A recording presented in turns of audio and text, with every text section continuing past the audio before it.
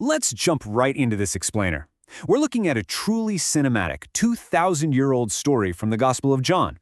It's a narrative that forces us to confront a massive tension, that desperate need to see something with our own two eyes to believe it, versus trusting a promise so deeply that you literally act on it before you have a single shred of proof.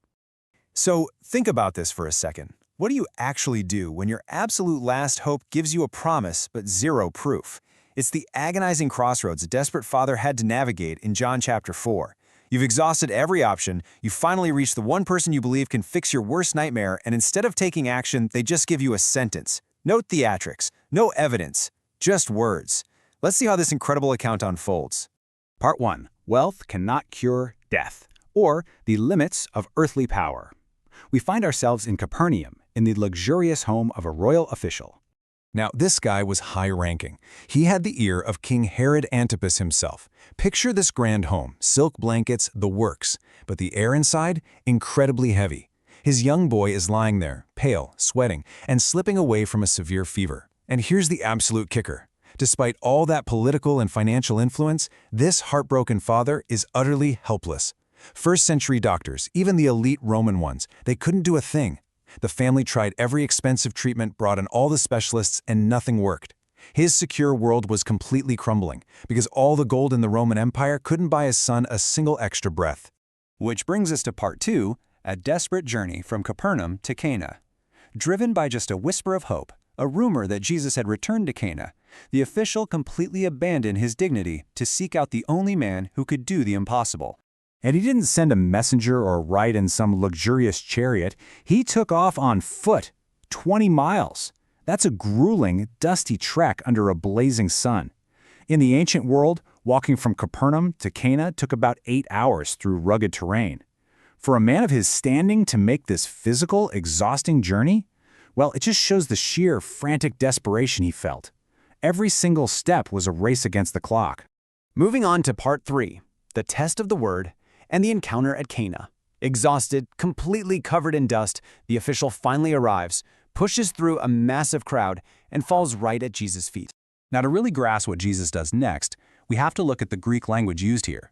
The other Gospels usually use the word dunamis, meaning raw power, when talking about miracles. But John exclusively uses the word semeion, which translates to a sign. And what does a sign do? It points to something bigger. So Jesus doesn't just instantly heal the boy because he's dealing with a massive crowd that's just looking for a flashy spectacle, raw power, instead of a true relationship with who he actually is. So Jesus looks at the crowd, then at the man, and he issues a test, a gentle but firm challenge. He says, "Unless you people see signs and wonders, you will never believe." He was calling out their craving for a show. You see, they were miracle chasers, not truth seekers. He wanted to push them past just wanting to see magic tricks, to actually trusting the person performing them. But the father, he completely ignores the theology lesson. He ignores the crowd entirely. He just voices this raw, tearful plea. "Sir, come down before my child dies." You can literally feel the urgency, right? He's not there for a debate. He firmly believes Jesus has to physically travel back with him, lay his hands on the boy, and be in the actual room to cure him. And this is where it gets crazy. Instead of agreeing to travel back, Jesus calmly delivers 7 life-altering words. "Go, your son will live." Just imagine that moment. The official expected an action, a journey, a physical presence. Instead, no touch, no elaborate ritual, just a sentence. Let that sink in for a second. This sets up Part 4, a walk without proof, the crossroads of faith. At that exact second, the official faced an agonizing choice. Listen to human logic screaming, "This is crazy. Drag him back to Capernaum. Words from 20 miles away can't heal a dying child." Or, trust a simple sentence. And the incredible reality of this explainer hinges entirely on what happens next. The father simply stood up, turned around, and walked back. On nothing but a promise. He didn't see the fever break. He didn't see his son's eyes open. He just took Jesus at his word and departed.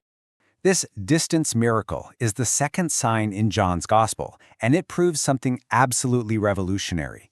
Jesus' divine authority is not limited by geography. Unlike earthly doctors or ancient healers who needed elaborate rituals and physical proximity to work their magic, Jesus just spoke, and reality changed miles away. He essentially treated the invisible wound of doubt before providing any visible proof of healing. Which leads into part 5, the exact hour, the confirmation. Now, as he walked home, doubt surely tried to creep in. But when we look at the timeline, the sheer magnitude of this man's trust becomes so clear. He left Capernaum in the morning, he met Jesus and got the promise around 1 p.m., but instead of frantically running back in the dark, he rests overnight. Historical sources suggest he was so at peace that he didn't even sprint, and it's the next day, on the road, that his servants finally run up to him with the joyous news. The official urgently asks them, when? What hour did he get better? Needing to connect the dots. And the servants reply, yesterday at 1 o'clock in the afternoon, the fever left him. Boom! A lightning bolt of realization strikes the father. The healing wasn't some gradual recovery. It was instantaneous. It happened at the exact hour Jesus had looked him in the eye and spoken. The promise he had walked on had literally become a reality he could see. And talk about a ripple effect. One man's desperate plea didn't just save a physical life, it shifted an entire family's allegiance from King Herod to the King of Kings. When the official shared his timeline of events, his wife, his kids, his servants, the whole shebang, they all believed. He came seeking a physical miracle, and he left with eternal life for his entire household. Bringing us to our final section, the promise is your proof. Let's apply the sign and bridge the gap between first-century Judea and our lives today. Because this isn't just a cool history lesson about a sick kid getting better. It's a blueprint. When our circumstances scream the exact opposite of our hopes, here are the steps we take. First, acknowledge your total lack of control. Just like the official with all his gold couldn't cure his son. Second, seek out the word of Jesus.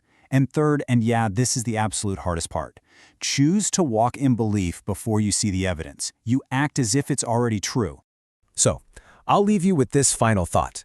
Whatever dying situation you face today, maybe it's a broken relationship, your finances, a health struggle, or a dream that seems to be completely fading away, are you begging for the circumstances to change before you'll trust the process? When you are forced to make that long, quiet walk home, will the word be enough for you?